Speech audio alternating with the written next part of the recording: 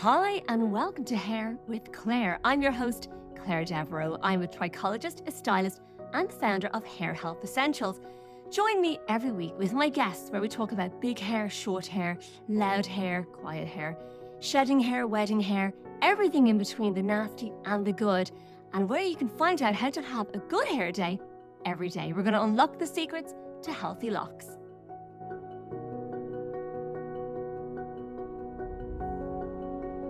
Hello and welcome to Hair with Clare. I am your host, Clare Devereaux, and I am so excited to have this guest on today. She is an amazing woman, a spectacular woman, actually. And she is a therapist. She is an author. She has a new book coming out called Run Like Hell, which is available to pre-order on Amazon. And she also was married to the Wolf of Wall Street. And her name is Dr. Nay, or Dr. Nadine. Dr. Nay, I think she prefers. And for any of you out there that have seen The Wolf of Wall Street, you will know it was a Martin Scorsese movie. Leonardo DiCaprio played her ex-husband, Jordan, and Margot Robbie, the bombshell herself, played this bombshell, Dr. Nay. So Dr. Nay, you are so welcome. Thank you so much for joining me. Oh, I'm so happy to be here. Oh, This is beautiful. I know, and you're in sunny Florida. I'm in rainy Dublin. So, only 5 hours or 7 hours away, but what a difference. What a difference. Yes. What a difference. So I heard you on another podcast and I was just so drawn to you. I just loved your strength. I loved your energy. And I loved how you turned a very traumatic situation into helping other women out there. I just love that about you. And I can tell you're so strong and vibrant, and I loved that. So for everyone listening, can you go back and tell us about that time when you met Jordan and all that crazy era? Sure. So when I met my ex-husband, I was living in Brooklyn, New York, actually, in Brooklyn Heights, and I was living with my best friend, and I was modeling in New York City, which is a hard gig, right? Because you have to have thick skin to go up against all those beauties. But I had grown up with a single mom in Brooklyn, and really I was modeling to make money. It's very expensive to live in New York City. It wasn't something like I really longed to do. It's actually quite boring.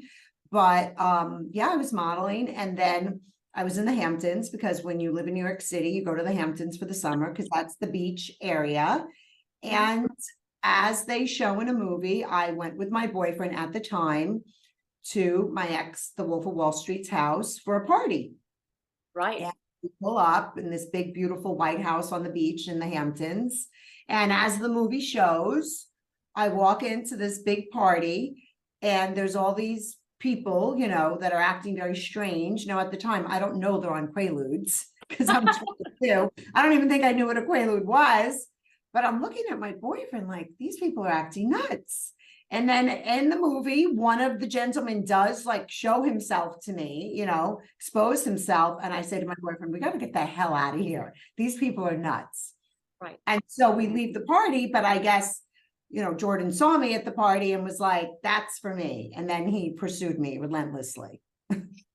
And he was married at the time, is that right? He was married at the time. Yes, he was. He was married at the time. And, at 22 years old, I was so clueless. And what had happened was that I didn't know he was pursuing me at all. But a woman kept calling me and saying, do you want to go to dinner? Do you want to go to dinner? And I was just like, why is this woman calling me? Wasn't very good friends with her. But what I found out later, that Jordan had paid her $15,000 for her to take me out to dinner and for him just to come. Wow. So he came to the dinner and I was like, why is he coming? He's married. This is strange. And she's like, oh, what do you care? I said, no, I don't care. I just think it's weird. And then I just thought it was weird. And then on the way home, I could tell that he liked me. And then the next day he did send me, 500 bouquets of flowers in my little 800 square foot apartment. Wow. Yeah. Okay. That's how it started. So it was full on. I mean, it was really, he wanted you. He went after you full on. And what was that like, being going on private jets? Because obviously in the movie, it's very heady, I imagine, very unreal, right? It was very unreal feeling. And that's, kind of that whole love bombing thing where, it's just like, it's just there's a lot of like intense attraction and affection and love and showering of gifts, and it goes at a very fast pace. And so a lot of times, you don't even know quite really what you're in it, but I was just feeling so much oxytocin, so much dopamine, and just feeling all of this love that, a lot of times it causes you to ignore the red flags, the love bombing stage. Right. Yeah, it was crazy because I grew up poor. I didn't know from any of this. Well, I think most girls would find that very, attractive. And at 22, I mean, it's a totally different life to when you're living in a small apartment with your friend and hustling for work all the time. So obviously, I think most people would fall. And he was a good looking guy, right? So it's a physical thing. Everything seems right. And then you got married quite quickly, right? Yeah. So and you have to remember, I was 22, he was 28. So there wasn't a big age difference, between us. And we did really fall what we thought was madly in love. I'm sorry, wait, what'd you ask me? The question, what'd you ask? I said, yeah, so you got married very quickly. You got very married, quickly, yeah. yes. Yeah, well, because this is another thing about a trauma bond, which I didn't know back then, which now I know. There's something called coercive control, yes. Which is at the root of the trauma bond. And he was like, I was 22, 23 at this point, and he's like, we have to get married. And I was like, I don't want to get married. I don't want to get married. I'm young. And he's like, if you don't marry me, I'm not going to date you. Right. And I was like, oh my God, okay, well, I gotta do this. And I'm just thinking he's doing it because he's so in love with me, right?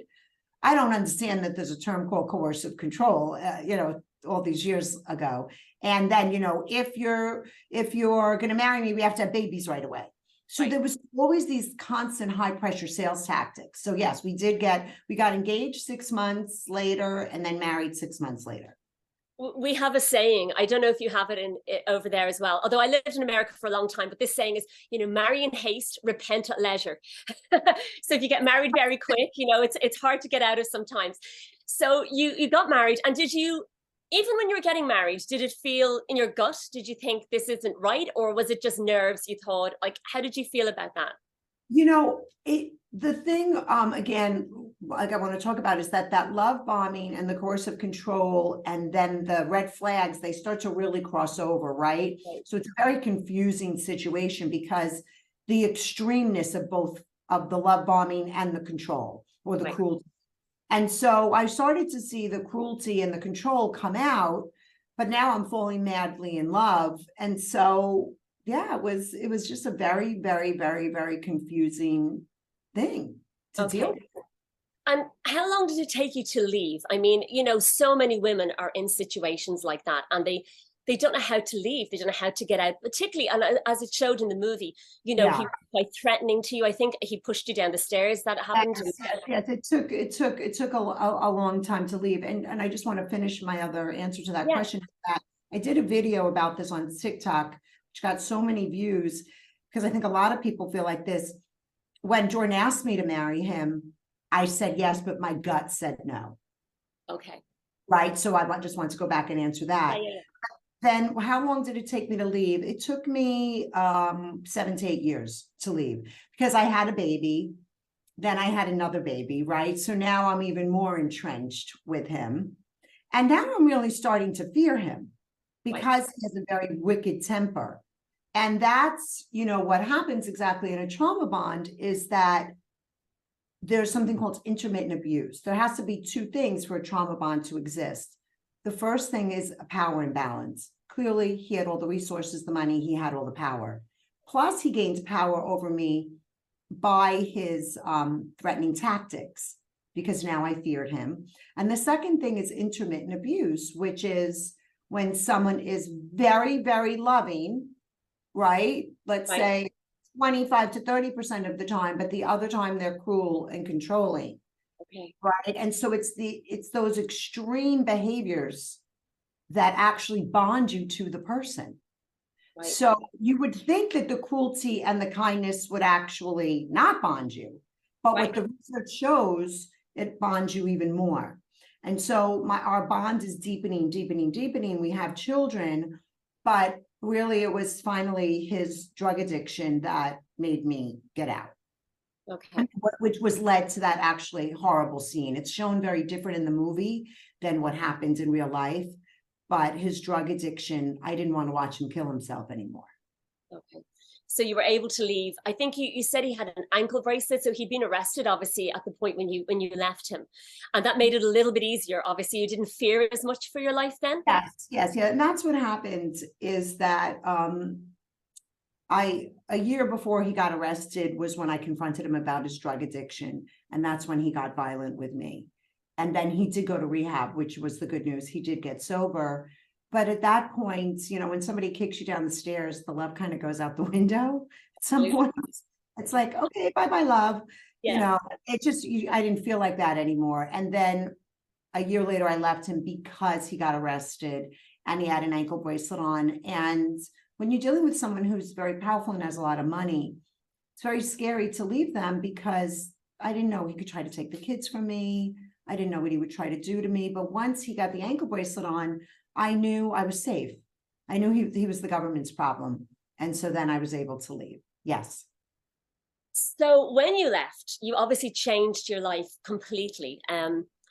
Why were you drawn to being a therapist? Did that come straight away, or did that take a couple of years to kind of find that passion? Yeah, no, you know, the whole time that I was with Jordan, the second I met him, I went right into therapy because I was like, there's no way I can manage this guy, this life.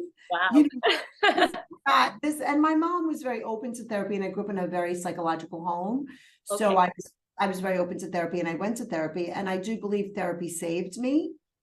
I don't know if I would have made it through all of that, honestly, alive and somewhat intact, if not for therapy. So I moved to Los Angeles at 31, and I was meditating a lot because, you know, in Los Angeles, we drink green teas, we do yoga, we meditate, right? We do all those things. Yes. And I just got this idea to go back to school at 39 to become a therapist. And I did. Amazing. Yeah. I was older for sure. Older, and so the movie probably came out around that time when you're starting your practice and you're building all these clients coming to you. And what I love about your story is that you really, because a lot of therapists, I mean, they've trained and everything in their chosen field, but sometimes they haven't got the actual experience themselves, right? Where with you have that experience, so you genuinely know what these women are going through, and whether it's a financial abuse, someone's been held through finances, or it's physical abuse or mental abuse. You've been there probably with all of that. When women come to you, do you first of all, virtually, do you do a lot of therapy, or do people come to you actually in person? Well, so what happened was that, so I went to school, got my master's, and in the States, to be a therapist, you have to do 3,000 hours, clinical hours, which takes forever. So I said, okay, let me continue and get my doctorate, because I have to do all these hours. And so, so the movie came out in 2013. It's going to be 10 years ago. So I was getting my doctorate right around then. And I literally was like, who the hell is going to want to come to me? You know, because I'm like, I seem like a crazy person. Now, granted, I didn't seem like such a crazy person in the movie, but the movie was so extreme. But then ironically, what happened was that women did want to come to me because they were like, wait, you went through that and you came out like this. You're really walking your talk. And so I did do in-person therapy in Los Angeles. And then once the pandemic happened, it opened up Zoom and internet. So now I do it with women all over the world. And originally, I did not think I was going to be some trauma bond expert. You know, when you grow up, it's not like the wish of a little girl, right? I'm going to be a trauma bond whisperer. No, but I saw all these smart, kind, beautiful women coming into my office with the same story. And I was like, wait, we got a problem here. And so as an academic, I just started to go back to the research to really understand what a trauma bond is, what the pathological person is, what our personalities are like, so I could really help women to the best of my ability, because I know how horrific it is to be in that situation. Absolutely. And how wrong it feels. No, absolutely. And you talk about a pathological lover a lot on I see it on your Instagram. So, and love bombing, obviously. A lot of these people, are they like a narcissist, would you think? Or is it a combination of a whole load of traits? Yeah, so the reason, the term I use pathological lover is because pathological means mentally unwell, right? So anybody who's going to use, exploit, betray, and like use, lie, exploit to you, betray you, harm you, they have to be mentally unwell. Yes. And so that's why I call them a pathological lover. And yes, do they have narcissistic traits? I mean, are they self-absorbed? Do they need admiration? Are they arrogant? Are they grandiose? Do they exploit people? For sure, but it goes much deeper than that. Right. So the term a lot of people use is dark tetrad for a person who's narcissistic, psychopathic, Machiavellian, and sadistic. Wow. And so, yeah, so because these people, they're not just narcissists. Narcissist is the lightest personality trait in the dark tetrad. So it goes much deeper than that. They usually have compulsive sex addiction or drug addiction, right? Or a gambling. They usually have impulsivity. They usually have a mood disorder. So they have a lot of different parts to their personality. They're very complex. So just to throw the label narcissist at them doesn't really do it justice. Right. Yeah. Yeah. So that's why I use the term pathological lover, because it encompasses all the things I just named. Yeah. I'd never heard that term before until I was following you. I never heard it. Yeah. And also even trauma bond and love bombing. I'd never heard those terms, but I think love bombing the one that catches you is probably the most dangerous one. But yet, how can someone listening to the podcast today know if they're just being wined and dined and he's very romantic and crazy about you and, you know, wants everything to move fast and that's normal, to someone who is a pathological lover? What would you say to look out for? Well, what I would say to look out for is that, you know, first of all, listen to your body and listen to your gut. And there's nothing wrong, of course, with going out for romantic dinners and, you know, someone being mushy and gushy with you and saying kind things to you, right? The love bombing is a little different. It's because the person love bombs you with the intention to manipulate you, to get you under their trance. So if it feels like too much, it is too much. If someone's calling you 10 times a day and wanting to monopolize all of your time and just future faking, like saying, you know, we're going to live the rest of our lives together and you've been together for 2 weeks, you know, that's not normal. Right. Okay. I mean, we just don't fall in love that quickly. And yet it does feel so good when we're longing for love to finally have someone just like, just meet that need. But if we're too thirsty for that, that's when we really fall for this love bombing. Yeah. But if it's too good to be true, guess what? It probably is. I think as well, after the pandemic and everything, a lot of people are searching for that connection. And if they find some kind of connection, because everyone was so on their own, and I think a lot of people are very lonely, and a lot of people are still not working back with people, especially, I don't know, in the States. Yes, no, very true. They're working virtually all the time. So they're really losing that connection. So then for someone to come in and kind of overwhelm them in some way, it's very easy to get trapped, I think. And that's probably what they do, isn't it? They kind of trap you where you're in this bubble and you don't know how to get out of it, I imagine. Yeah, because it's the extreme displays of attention, extreme displays of affection. Yeah. They're just so over the top. And yeah, of course, if you're hungry for or thirsty for it, you're going to soak it up like a thirsty flower, right? But again, if it feels like too much, it is too much. If it feels too good, it is. Right. Because we don't fall in love in a minute.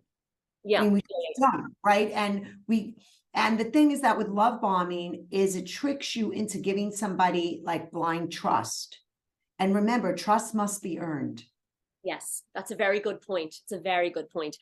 And then with obviously a trauma bond as well, do you think a lot of people get not addicted to that, but it's like they need to get like they kind of wrapped into the abuse in a sense that they're kind of used to being talked to badly. I know they're talked to in a great way for 30% of the time, but the rest of the time they lose their self-confidence. That's really probably what happens to a lot of women, is it? That can happen. And I write about this in my book, and this is one of the reasons I wrote my book, is that also there's a certain type of woman that has certain personality traits. And I'm going to try to do this quickly and not have too much psychobabble, but there's a theory called the 5-factor model of personality, okay? And it measures personality traits of openness, agreeableness, extroversion, conscientiousness, and what's the last one? That's neuroticism. What the research shows is that women who score very high in agreeableness, meaning they're very pro-social women, they're very tolerant, and they're very loyal, and women who score very high in conscientiousness, meaning they have a lot of integrity, they're very disciplined, they're very orderly. Men, a lot of these men find women with those personality traits. Right. Now, that doesn't mean there aren't other personality types too, and I go over that in my book. But if you think about it, if you come to me as a patient and you're a kind person, you have empathy, you're loyal, you're trusting, I'm not going to try to therapize that out of you. Those are beautiful qualities. Yeah. But in the hands of the wrong person, they get weaponized against you. Right? So I'm a very handsome therapist. I'm very pro-social. Relationships are where I want my return on investment in life. Relationships are everything to me. So if I'm with a pathological person, I'm like, oh, they're going to get better. I have to stay loyal, right? So it's very tricky. It's not just that, and they do beat you down and lower your self-esteem and you lose yourself. Right. Right. That's why I wrote my book, because it is a very complicated process. Yeah. And I love, by the way, the title of your book. I think it's like the best, like Run Like Hell is such a great title. Tell me, your book, it's coming out. When will we get it? It's going to be on Amazon. Is it March now it's coming out? No, it's coming out January 9th. Oh, okay. I thought on Amazon it said March when I looked at it. But anyway. Oh, no. Yeah, it's January 9th that it comes out. Yep. I'm very, very, very excited. And how long have you been writing this book? Has this been something in the works for quite a while? It's been coming for a long time. It's had, and I offer this to your listeners, everybody told me, oh, nobody needs it. You'll never sell it. You'll never finish it. Just keep going. Something inside of me knew that it needs to get written. Almost another part of me that just kind of wrote it. It was the hardest thing I've ever done. I don't know if I would ever do something like that again, but I really did it for women all over the world, everywhere, because education is what makes us empowered. And we need education if we're going to recognize these sorts of people and these sorts of relationships. We also need education if we want to leave. And also, we want to know how to heal. Yes. Right? Yes. How to heal, because we get trauma symptoms after living through a traumatic relationship. Absolutely. And you are now, obviously, you're remarried, and I think you have 2 grandchildren. Is that right? Have you a baby just recently? A baby granddaughter? Yeah, my daughter, who's actually, my daughter's a therapist too, so it runs in the family. And yes, she had a beautiful boy, Rory, and then my stepdaughter has another boy, Charlie. Yep. So our family is growing. It's a lot of fun.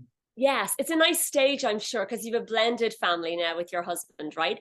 Yes. And he's obviously the polar opposite, is he, of your ex-husband? Is he calmer, a totally different kind of a personality? He's a totally different kind of personality, because I certainly have a type. That. But he's, we met, I was 31, he was 42, and he had been divorced and I had been divorced. And so I think we both really wanted a second chance at life. And a lot of times we talk about red flags, but I want to talk about a green flag too.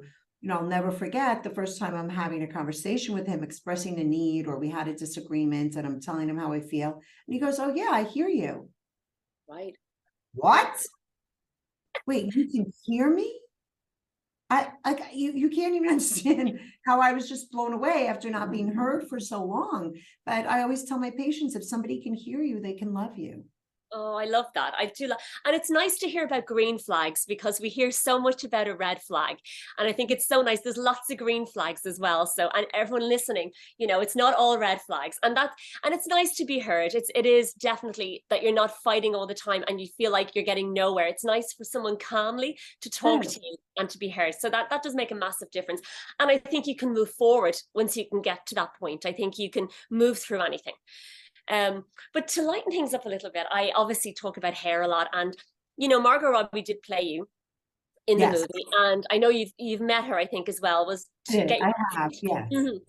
And obviously last year there was a lot of the Barbie movie. It was a very blonde. We've had a very blonde year, us blondes. Did you see the Yes. Barbie movie? Oh, of course. I loved it. Yeah, me too. I absolutely loved it. I thought it was very empowering. I loved the way they did it. Yeah. But do you feel like being a blonde bombshell, for example, which you are, and obviously always have been, are you very attached to being a blonde? Oh, forget it. It's like everything. It's everything. Same. know, listen, it's funny because I can be so academic and scholarly, but at the end of the day, I'm a girl and Yeah. I live for my hair because I have such a serious job. I have to have fun with beauty and clothes and jewelry. And I have extensions. I do my hair all the time. Yeah. And I was telling to you, Claire, before we got on, my husband's always like, what's the hair budget? And I'm like, yeah, I don't know. And in fact, I flew to LA to do a podcast called Juicy Scoop. And I called up my girl in LA who does my hair, Alyssa. Shout out Alyssa at Bowman. And I was like, the second I get off the plane, I'm coming straight to the salon. Yes, absolutely. Well, it's so important. And you're a long hair girl like myself. I wear extensions as well. And Yeah. I really feel like hair is a power, like a superpower, and I have so many guests on, and some of them have lost hair. Some of them are growing their hair back from different situations. But everyone agrees that as a woman, it is your power. Whether you wear extensions, you wear wigs, everyone likes to have that image that we portray to the world. And I did dabble with being like a strawberry blonde last year. And when I look at the photos, like it was lovely, but it just wasn't me, when you're like blonde, you want to be blonde, right? And I'm very attached to it. And sometimes I think, God, I probably shouldn't be quite as attached. I should try different colors. Have you ever gone brunette? Have you ever changed your color over the years? So anytime I do, I hate it. Right.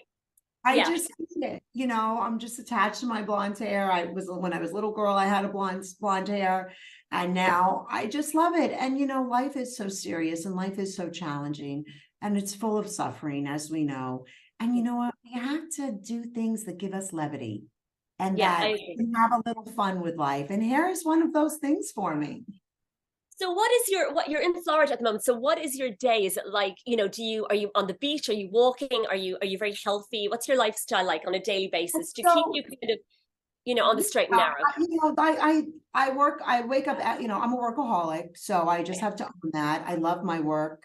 I love helping my patients, but self-care as a therapist, you have to have it because you have to have a very full cup or else you can't give to other people. So I work out, many times a week. I walk with friends. I use the sauna 4 times a week.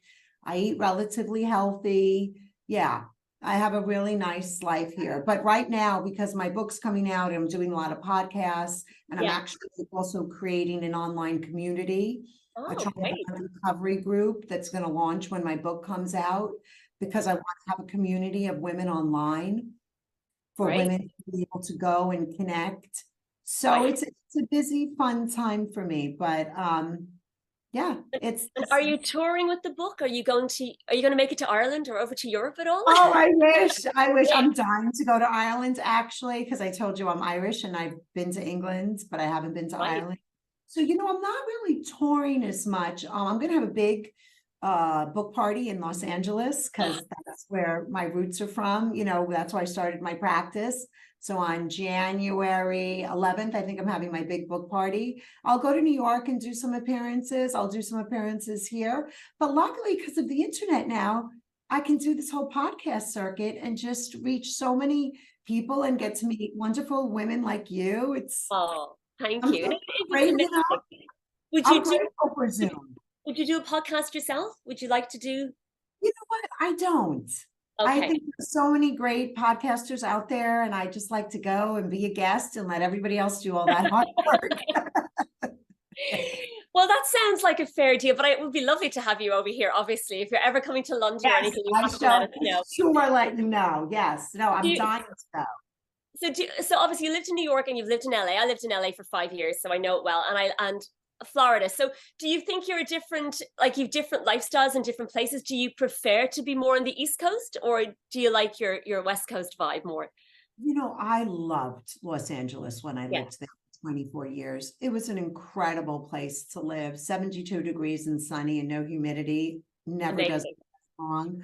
It's a And good hair day every day, not like Florida. Florida kills my no, hair, Dr. Nay, kills it. I know, Florida, you get the frizzies, yeah. Yeah. But I loved it. I really did, and it was very, very good to me, and my children as well. And, you know, I really do embrace change because I know that change is inevitable. And I love living on the East Coast again because, you know, I grew up in Brooklyn, and also I moved because of the pandemic. I wanted to be close to my children and my grandbabies. Yeah. And with the, you know, with being able to do therapy over the internet, it allowed me to do that. So I'm kind of like, you know, wherever I am, I'm pretty happy. And I do like it. I mean, are there things I miss about Los Angeles? For sure. But no, I'm settling in nice here, and I Well, like. even your background looks very like Florida, Oh, pretty, it's very beautiful. nice. It's all very gorgeous, I have to say. Thank So you. I always ask about hair personality, if you have a hair personality, or if you had a different one years ago and now it's changed slightly. So, you know, Yeah. I always think that, you know, sometimes when women are, you know, even dating, their hair personality is very different to maybe when they get married and have a child. And maybe a lot of the time I see clients that tone their hair completely down. They're a blonde bombshell and then they go short and dark and they just ignore all that. And I find that's like two totally different personalities, where I've always stuck with the blonde bombshell thing as much as possible. So what about you? What's your hair personality, Dr. Nay? Do you have one? I think that my hair personality, you know, I'm definitely not going short and dark. I would not, I would, I would not, be good at that. I don't know if it has necessarily a personality. If I would just describe myself, I just think, I mean, my hair is actually, I want to think about it a certain way. Like you said something really interesting in the beginning, like, you know, it's the first thing people see, right? It's not like clothing. It's who you are. It's what you wear. And I think my hair is very like here and in your face and bold. And that's okay. Because I think as a woman, I'm really embracing that part of me right now. I think as a young woman, I was much meeker and, you know, deferred to others and like let everybody else in the room have power. And now I'm Right. like, oh, I'm owning my power. I'm owning my intelligence. I'm owning my age. And my hair's just gonna go along with me. You know, like I'm gonna be like Dolly Parton and be Oh, glamorous. I love Dolly Parton. I mean, I love her because I loved the outfit the other week. I mean, so many people were giving out about that cowboy outfit. She looked amazing. And she's Dolly Parton. She can do whatever she wants. She's the sweetest, most wonderful woman. And I think it's amazing that there are so many women pushing the boundaries, because for so long, women have been told at a certain age you have to do this, at a certain age you have to do that, and you become invisible. And women I think, are now stopping that. They're not going to be invisible anymore. And they want to be heard. And I think that's the power of hair, the power of makeup, the power of confidence, really, I suppose. You know, it's very important. And Yeah, I love yeah, that. that's right. And I think that that's the right word, is confident. You know, Yeah. but authentically confident. I'm not better than anybody. I'm not worse than anybody. I'm simply me, and that's good enough, and that's okay. And I love you because you're strong and fabulous. And anyone listening, I can't tell you how much I'm drawn to you. I think you're wonderful, really, I do. And I'm dying to get your book. My mother just actually, her book is just coming out. It's a novel, a bit raunchy. And so I'll send that over to you. Different kind of thing now to your book, but I will send that on. So I know how hard it is to get a book out there and just to keep at it and writing. So I have to say congratulations on that. And I'm looking forward to reading it. And thank you so much for joining me today. Can you tell everyone where they can reach you, what your handler is, and all that kind of information? Sure, sure. On Instagram, they can reach me at The Real Dr. Nadine. And then on TikTok, which is the Wild West of social media, they can reach me at Dr. Nay, NAELMFT. Right. And or my website, drnay.com, where I have tons of free resources and tons of great assessments for people to take if they want to learn about themselves. And if you go on Instagram, direct message me. I answer every single DM myself. You And do. yeah, I'm very involved in my community. I Yeah. love my social media community. And thank you so much for having me on. This has been Oh, such a fun way to it was start a the pleasure. morning. It was a pleasure. Thank you so much, and enjoy the sunshine in Florida. Thank you. And happy Christmas. Happy Christmas.